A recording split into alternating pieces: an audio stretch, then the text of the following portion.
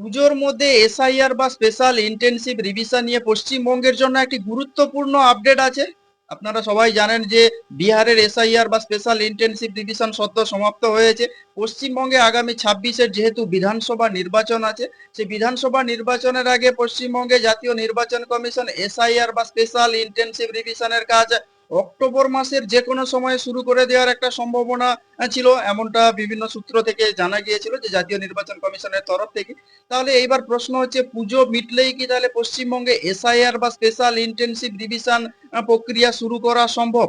তবে জাতীয় নির্বাচন কমিশন সূত্রে যেটা জানা যাচ্ছে যে পুজো মিটলেই পশ্চিমবঙ্গে এসআইআর বা স্পেশাল ইন্টেনসিভ রিভিশন শুরু করে দেওয়া সম্ভব হবে না।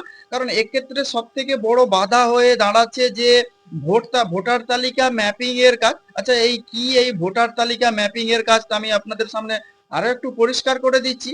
পশ্চিমবঙ্গে লাস্ট এসআইআর বা স্পেশাল ইন্টেনসিভ রিভিশন হয়েছিল 2002 থেকে 2003 সালে, এবং 2002 থেকে বা 2003 সালের যে এসআইআর বা স্পেশাল ইন্টেনসিভ রিভিশনের ক্ষেত্রে পশ্চিমবঙ্গের যে ভোটার তালিকা ছিল এবং বর্তমান 2025 সালের যে ভোটার তালিকা, এই দুই ভোটার তালিকা মিলিয়ে দেখবে জাতীয় নির্বাচন কমিশন।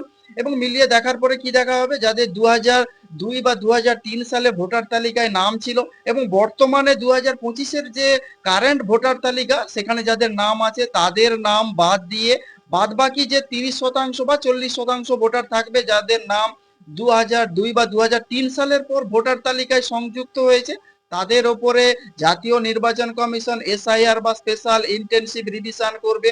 এবং সেই মতো পুজোর অনেক আগে থেকেই জাতীয় নির্বাচন কমিশনের তরফ থেকে যে বৈঠক করা হয়েছিল দিল্লিতে, যে প্রত্যেক রাজ্যের যে নির্বাচন কমিশনের আধিকারিকদের নিয়ে, সেখানে পরিষ্কারভাবে একটি নির্দেশ দেওয়া হয়েছিল যে সেপ্টেম্বর বা 20শে সেপ্টেম্বরের মধ্যে পশ্চিমবঙ্গে এই ভোটার তালিকা ম্যাপিং এর কাজ শেষ করে ফেলতে হবে। কিন্তু জাতীয় নির্বাচন কমিশন সূত্রে যে খবর পাওয়া যাচ্ছে, পশ্চিমবঙ্গে এই ভোটার তালিকা ম্যাপিং এর কাজ পুজোর আগে শেষ করার যে লক্ষ্যমাত্রা ধার্য করা হয়েছিল, সেটা সম্ভব হয়নি।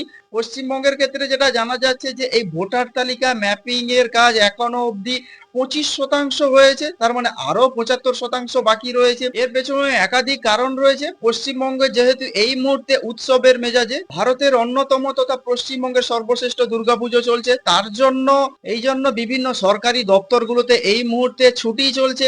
এছাড়াও পশ্চিমবঙ্গে অর্থাৎ এই যে অক্টোবর মাসে দীপাবলি এবং কালী পুজোর মতো অনুষ্ঠান আছে, অক্টোবর মাসে বলতে গেলে পশ্চিমবঙ্গের সরকারি দপ্তরগুলোতে একাধিক ছুটি রয়েছে। তার ফলে যে এসআইআর এর যে ভোটার তালিকা ম্যাপিং এর কাজ ইতিমধ্যে বলতে গেলে থমকে আছে।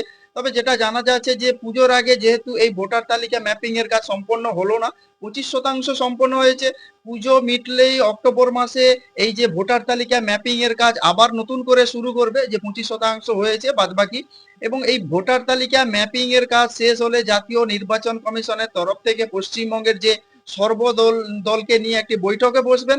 এবং সেই বৈঠকে যদিও যে সব পশ্চিমবঙ্গের যেসব বিরোধী দল বা শাসক দলের তরফ থেকে হয়তো জানতে চাওয়া হবে যে ভোটার তালিকা ম্যাপিং এর কাজ কতদূর এগোলো, এবং সেই মতো এই ভোটার তালিকা ম্যাপিং এর কাজ সম্পন্ন হলে তবেই পশ্চিমবঙ্গে এসআইআর বা স্পেশাল ইন্টেনসিভ রিভিশনের কাজের যে প্রক্রিয়া, তার বিজ্ঞপ্তি জারি করবে জাতীয় নির্বাচন কমিশন। এবং আপনারা জানেন যে এসআইআর বা স্পেশাল ইন্টেনসিভ রিভিশন নিয়ে সুপ্রিম কোর্টে একাধিক মামলা চলছে। কারণ আপনারা জানেন যে আধার কার্ডকে সুপ্রিম কোর্টের তরফ থেকে একটি নির্দেশে বলা হয়েছিল যে আধার কার্ডকে 12তম নথি হিসাবে জাতীয় নির্বাচন কমিশনের তরফ থেকে সংযুক্ত করতে হবে। আপনার কাছে যদি আধার কার্ড থাকে, কোনো ডকুমেন্টস না থাকে, তাহলে আপনি ভোটার তালিকায় বা নতুন করে যে এসআইআর এর ভোটার তালিকা ভোটার লিস্টের জন্য আবেদন করতে পারবেন।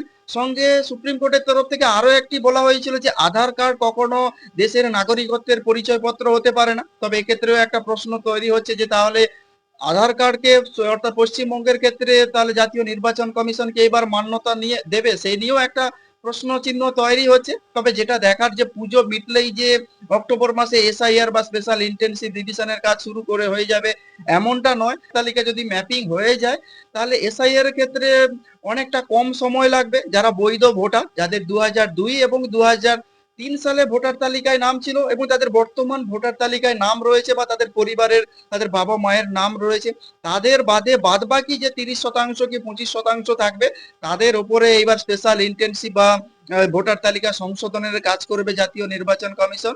তার ফলে একদিকে যেরকম সময় কম লাগবে, ঠিক একই রকম ভাবে যারা বৈধ ভোটার তাদেরকে যে হ্যারাসমেন্ট, সেই হ্যারাসমেন্টের হাত থেকেও এক প্রকার বলতে গেলে বাঁচানো যাবে। তবে আপনারা কি বলবেন যে পশ্চিমবঙ্গে এসআইআর এর শুরুর কাজ যে পুজোর পরে শুরু হওয়ার কথা ছিল সেটা হয়তো অক্টোবরের শেষের দিকে শুরু হতে পারে, কারণ যেটা জানা যাচ্ছে যে ভোটার তালিকা ম্যাপিং এর কাজ এখনো সম্পন্ন হয়নি জাতীয় নির্বাচন কমিশনের তরফ থেকে।